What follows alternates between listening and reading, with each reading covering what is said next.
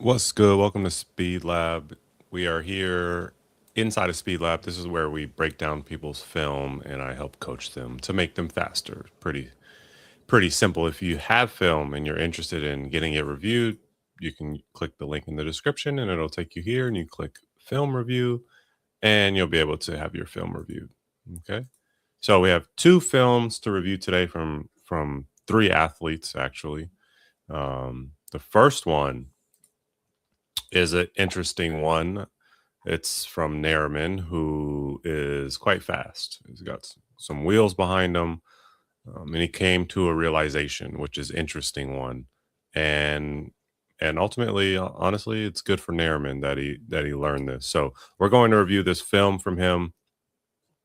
He had about a 10.5, 4 and 100, and he runs about a 20.58 in the 200. He says it was unofficial, which we'll figure out what that means. But you see here, he's on pace for a national record if he can replicate this 20.5 in a real race. So let's see what Narman was able to discover, why he feels like he's better at the 200 than the 100, and see what inside of his film might help improve that, or if that's just what it is, he might just be better at the 200, which is a real possibility. Which one of these looks the best? You guys tell me. No, maybe this way. This way? Oh, meow meow. How's it going? You back? Okay, so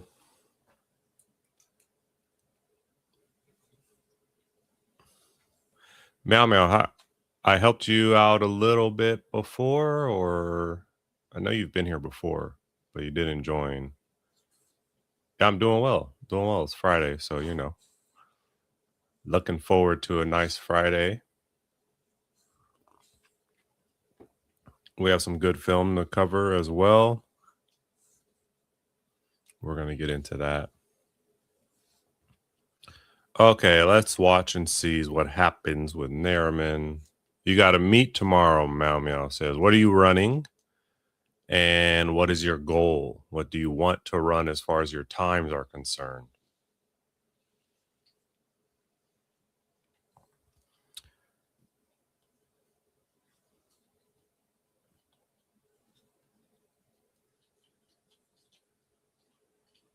Smokey, what are you doing?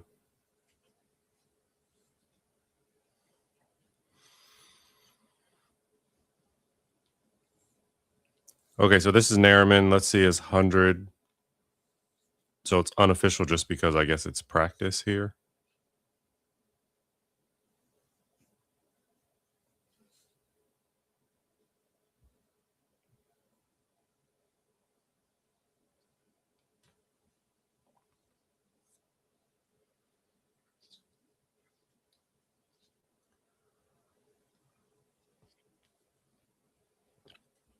Okay, so if you're curious what a 10.5 looks like, that is it.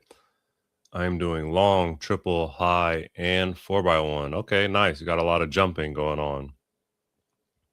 Meow meow. Which of those are your best? Is it the long? Is it the triple? Is it the high? Are you secretly a sprinter?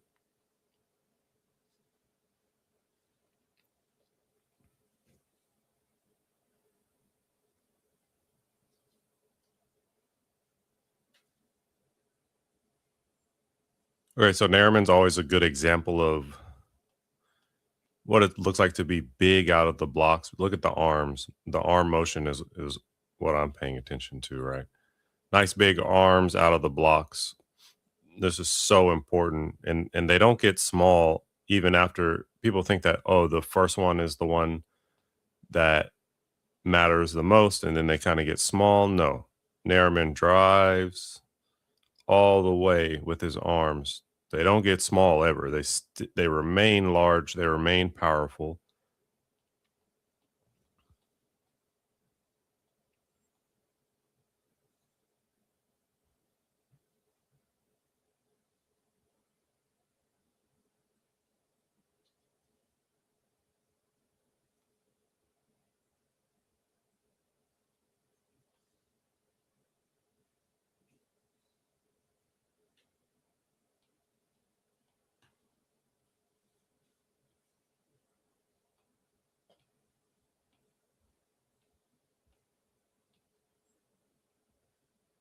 Okay, very good.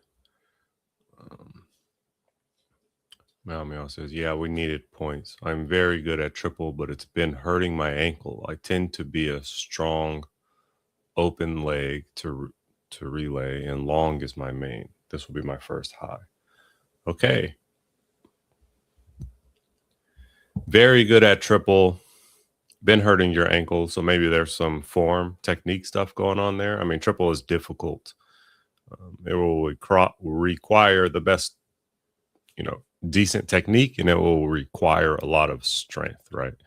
What you find is that 400-meter runners are actually pretty good 400-meter runners. Excuse me, triple jumpers are actually good 400-meter runners, and long jumpers are good 100-meter runners. So, long jump being your main event, still very good at triple, just trying the high. It's okay to explore and see how it goes, but it's also fine to just be a horizontal sprinter, jumper, as in only do the long and the triple, skip the high. And it's also fine to be excellent at all three, and you just figure out which one you're best at. But definitely make sure you're still got your sprinting in, and I know that you do because you're running your relay.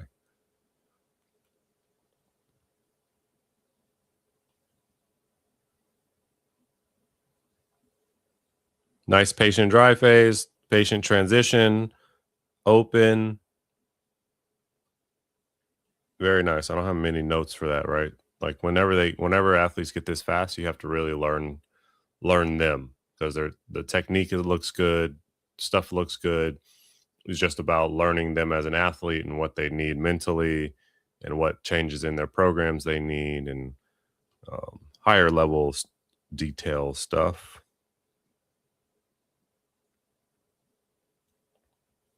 Nice drive.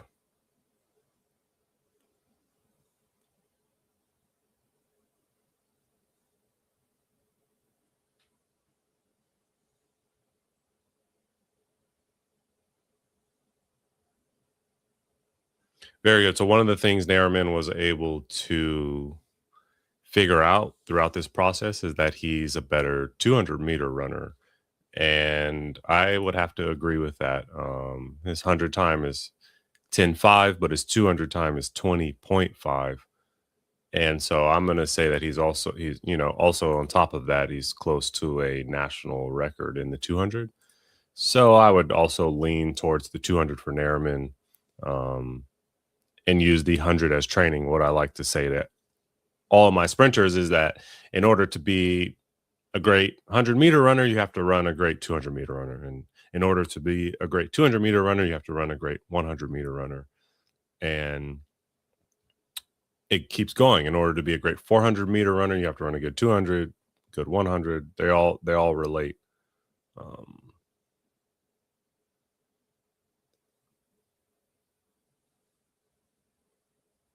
yeah. What's up, bros for life 24? Meow Meow says, I do the 100-meter. I've done 6 times my first season at 11:05, and we talked originally about 400 and how I just started it and wanting tips. Yeah, that's right. Now I remember. And you got a 54:28. So Meow Meow. Let's review that real fast. Let's see here. Watch this, Meow Meow. Just for you, because you're here often, okay? So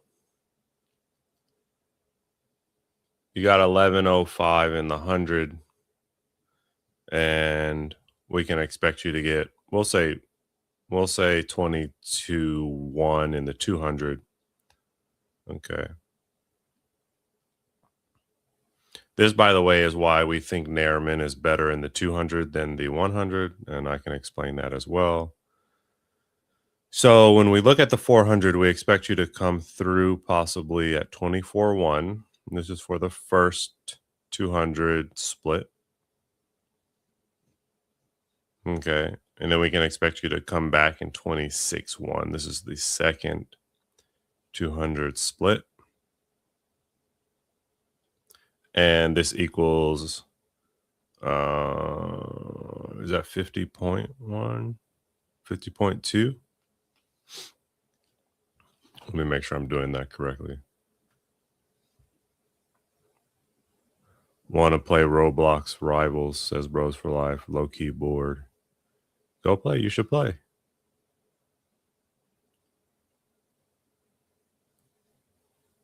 Yeah, 50.2. Okay, meow meow. That's about where I would expect your 400 time be based on your 100 time.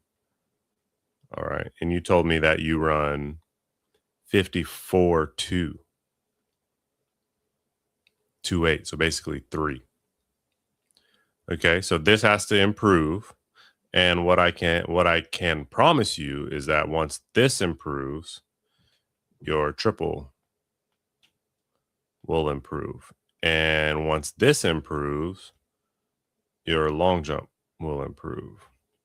Okay. Go look at every jumper that's ever existed, and they're going to be fast. This will take time, of course. This is not easy. Right. And you say, okay, cool. I feel like probably I talked to you about this already. Right. And then when we look at Narman, who we're looking at now, right, he does do a good 200. Did you say he got the national? He's close to, well, this is unofficial. This was in practice. He runs a 20.58 and he runs a 10.54. And the national record for where Narman lives is 20.63. So he just has to run this time in an official meet. Okay. Now we follow this again. Oh, this is new, Meow Meow says. This is new. Okay, so yeah, I guess before we move on to Narman, since Meow Meow, you're here. Does this have you run the 200 before? If so, what's your time?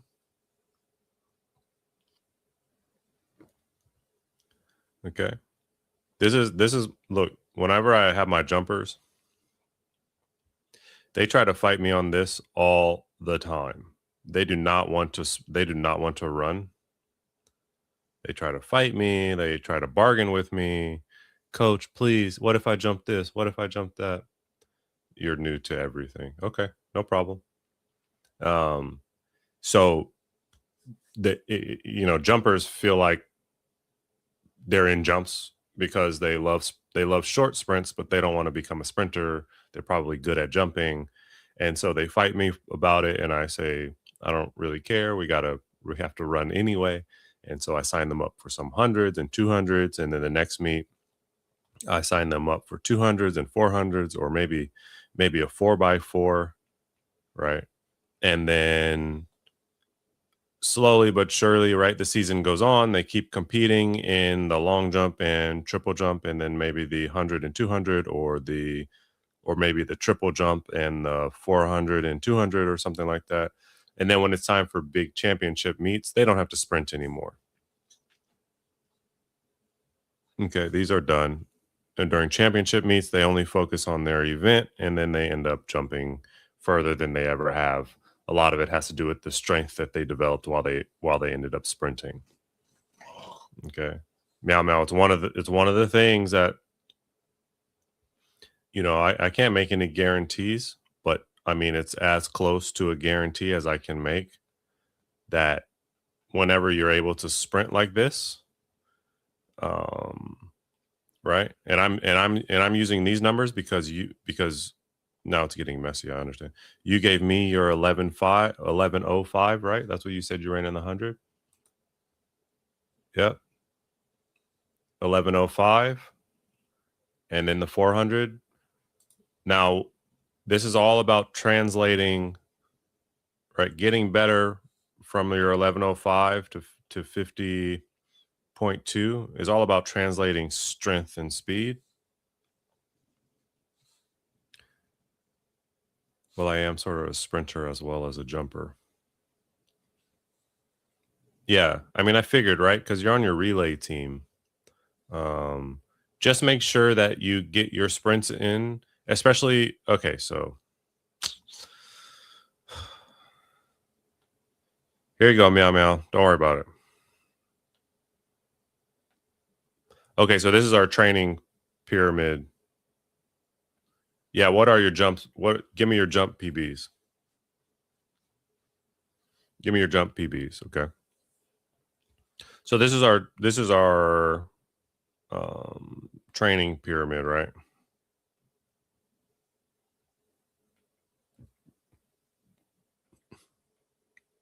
And this is how we should be training throughout the year. Okay. So this is beginning. You build your base. This is middle.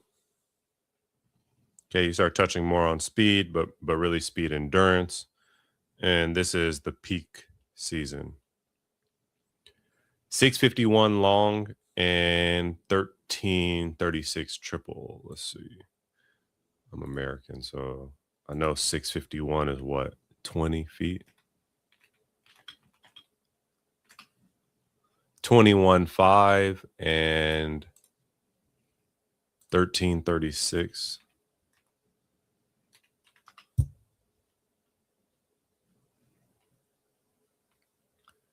is 43.8 in the triple.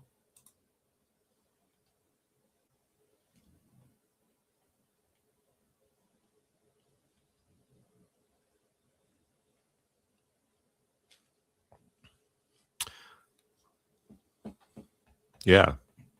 I would say that your triple is probably better than your long at 43.8.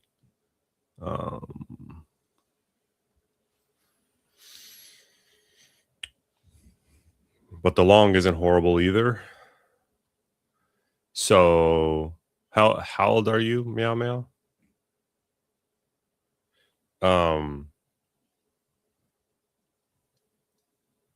Okay, so while we're building a base, right? Everyone trains together. The sprinters, long and short, and the jumpers. Okay, vertical and horizontal. These jump groups are pretty much the same because horizontal. We all do the same thing during this time. U18. Hmm. Okay, and then now when we go to speed endurance, we can separate a little bit. We can get some of the long sprint and short sprint. They'll have a little bit of different days, and then some of their days will be the same. Okay, and then obviously vertical and high and horizontal, you need different training days, but essentially these guys will all train almost here, right? With the exception of triple, which will go with the long sprinters. Okay. And we're talking about micro differences in how you train and what you do.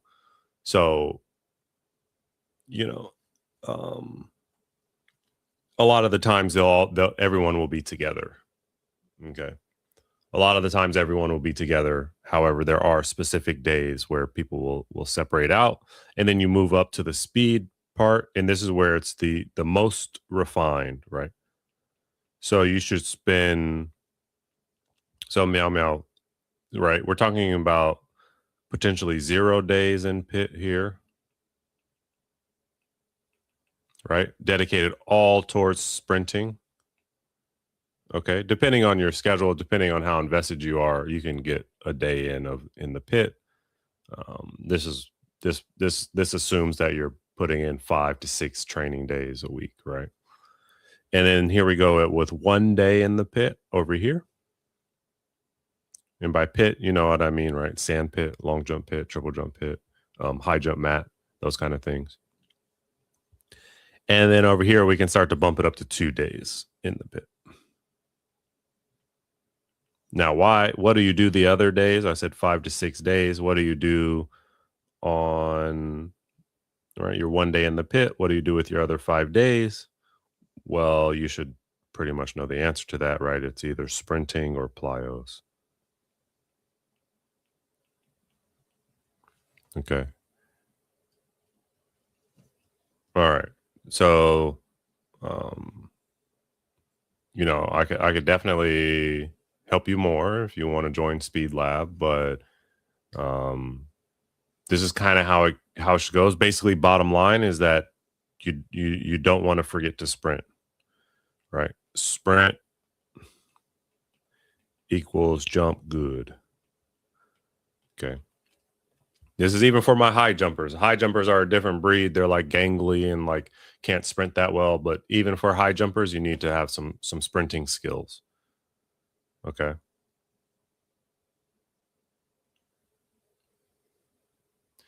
Now, briefly before we get back to the film as well, we're talking about Narman and his national record, right? So if I do the same math, here is 1054 should equate to a 21 what 09 or something, but instead he's running 20.58, and so that's how we know that his 200 is significantly stronger than his 100. Now, an interesting note about the 100 is that it takes some time to get into rhythm for all races, and then some people will find their rhythm in the 200 earlier in the season than they will in the 100, and others will find their rhythm in the 100 earlier than the 200. This is the way that it goes. So Narman still has chances to make his 100 as good as his 200. He just has happened to found his rhythm inside of the 200 before his 100, and he might also just be a 200-meter runner, which is very real possibility. Okay. So Meow Meow, does this help? Um, I mean, I know it's a big to go from 54.2 to 50.2. It's a big request. Okay, I would encourage you to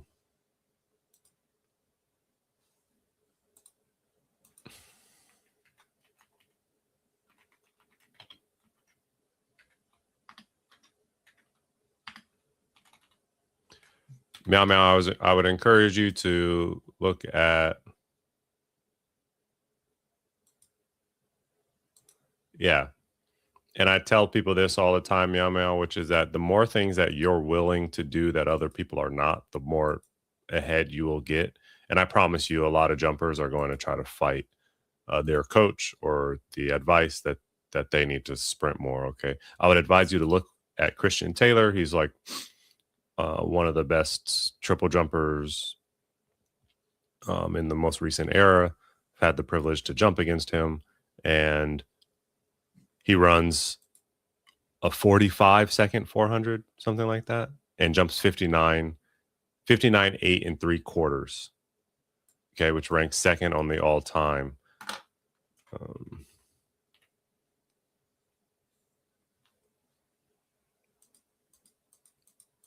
And I don't see his 400 time here listed, but it's like 44 seconds. Okay, he's legit in both things, and it's not a mistake that he's legit in both things.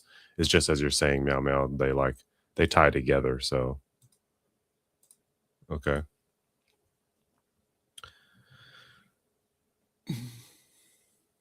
Okay, so Narman's 200, great drive up the turn. Look at the openness and the patience with which he drives, right? So the only thing that will stop Narman is not having race experience. He's got to get these inside of races, which I know that he is, and be able to perform the same way. Because it's one thing to perform like this in practice. It's another thing to perform like this in the race whenever you have people that are just as fast, if not faster than you are. He's got a nice rabbit right here. One of his homies, one of his teammates, perhaps, who's running he's running either very outside the lane um, or he's illegally running inside of the lane. Either way, it doesn't matter, I guess, huh? Let's see how Narman comes off the bend, off the turn, lifts up again, and re-accelerates. No problem, Meow Meow. I'm glad I helped. Good luck. good luck tomorrow, and hopefully you find a way to let me know how it goes. Right, I'll be live again either next Friday, or you can join Speed Lab and just send me a quick DM about how it went. If you have film, that would be awesome. I'll review it for you. But okay, good luck. Let me know how it goes. So Narman comes off the turn here.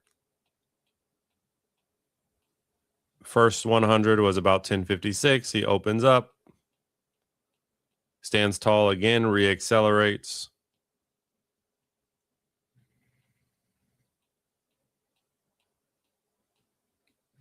Nice and efficient arm swings as well.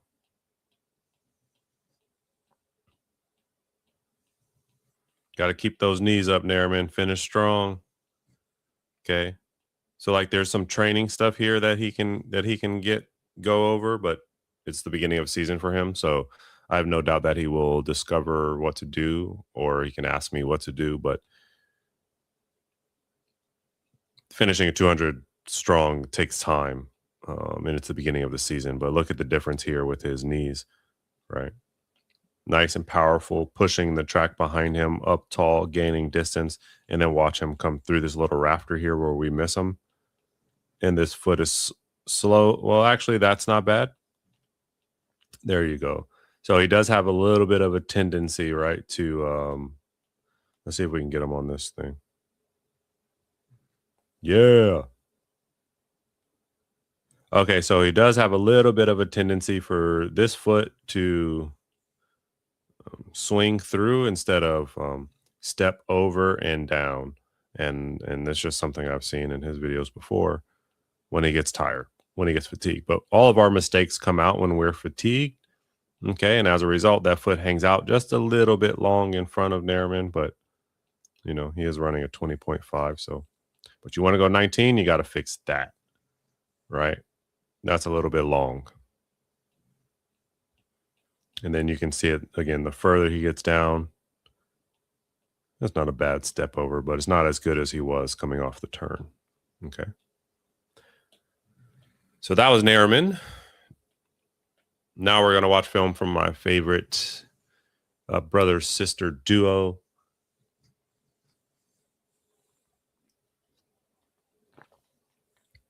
So we went over some drills yesterday with them, and then they had 150s. Now on the drills, I really got them fatigued. I got them some nice lactic acid by slowing them down and making sure that their drills were perfect, right?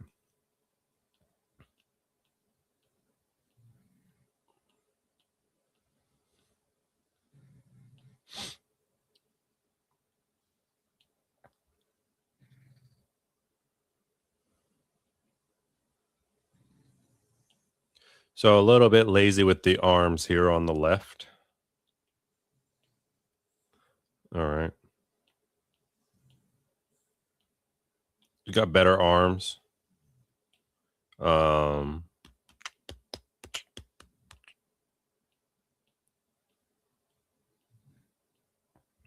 then this toe, I don't really like that toe drip down like that. Got to stay the dorsiflexed. But actually, it's not horrible. You are going to plantar flex once you strike the ground and push off. Same with his sister here. This toe needs to be fixed. Not down like that. It needs to be dorsiflexed up towards her knee. Like this. This is a... Oh.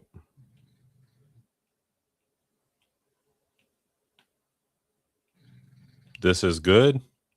Okay.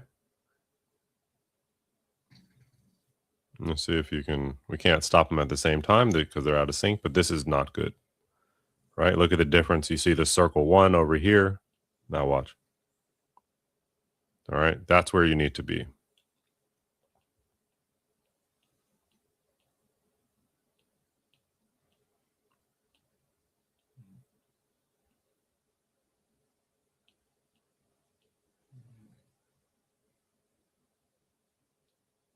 This is good, though. Striking under her hips, which has a little bit of a tendency to sit back, but She gets them under her. Okay. Whereas like okay, so what I'm looking for is stiffness upon landing. Okay. So watch when she strikes that no.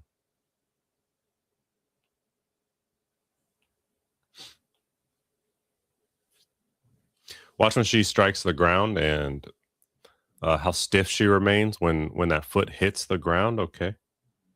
I'm looking over here. Oh, that's crazy. Right? That's nice and stiff. Watch, no, not much compression there. She gets right off of that foot and gets right off of that foot and continues, right? Whereas he, on the other hand, gives a little bit of a squish when he hits. He's squishy, right? Look at that. Boom and boom. Looks good, but then watch again.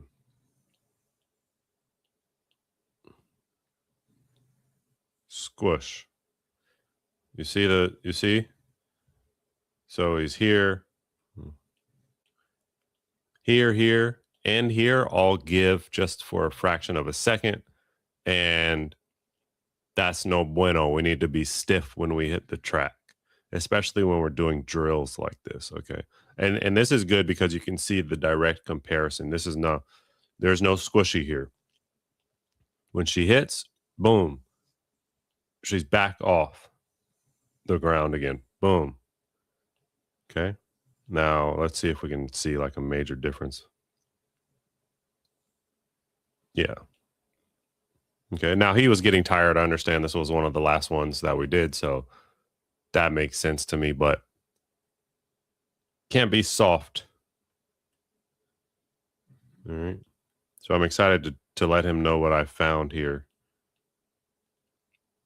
And the funny thing is that he lifts a lot of weights, and I guarantee you when he lifts his weights, he catches the weights and goes down, right? And then rebalances rather than catching stiff.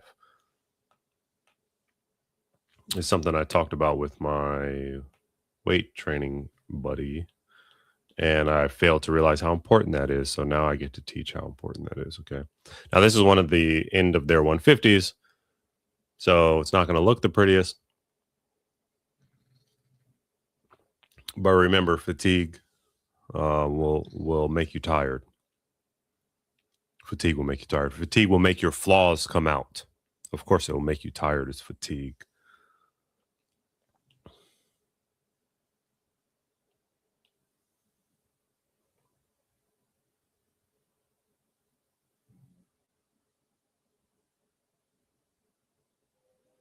Yeah. So he's doing what Narman does, but he does it all the way through his rep. I can guarantee, even though we haven't seen it, right? But Narman only does this when he gets tired. Look at this leg. First of all, look at this. That is a little bit extra, a little bit too much. Okay. Now watch the foot.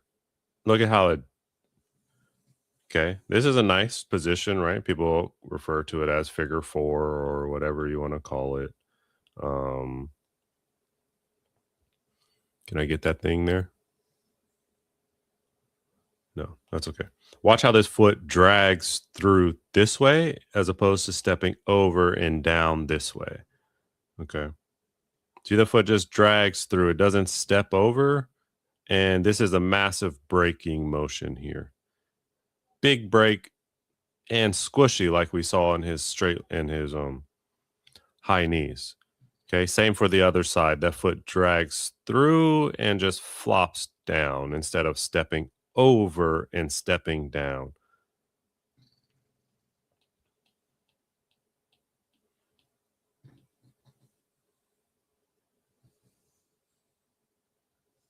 And same for Shane. She does the same thing with this foot, which is it just flops through, doesn't step over and down. Okay, you're gonna watch.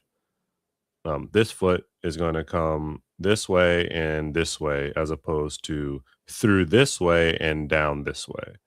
Okay, and it seems like it's not a big deal, but if I'm making a point out of it, it obviously is a big deal. Okay. So that's what these two need to work on, and I'm excited to share that with them. This is a little bit earlier in the set in the rep. Let's see if if they can fix it. Let's see if it was actually just a thing of fatigue or if this is something that they do even when they're not fatigued. And this was their third 150, so they're going to be a little fatigued. And we did a lot of drills. It's better though. You see how that foot comes through here better? Yeah. Okay, so it was definitely a lot of fatigue there, which makes a lot of sense, but he's got to learn to fight to keep this foot coming through and down as opposed to down and through. Okay. And you can see here he steps over and then down and steps over and down, and he's a little bit squishy still on landing, but that's okay. We'll work on that. Now let's see what she does. See, she's still dragging through. She never really steps over and down. That's because she's transitioning as a long distance runner into a sprinter. So we have to fix that. How do you fix that? Well, hurdle wickets are great to fix that. Ultimately, what I found is that you need to really strengthen the psoas. If the psoas is not strong enough, it won't work. And if they don't know how to push the track behind them, it becomes this awkward thing where the athlete begins to lean back and pick their knees up just for the sake of picking their knees up. But it's because they don't know how to push off the track and because their psoas is weak. Okay. So that's what these two have to work on. All right. Well, that's it.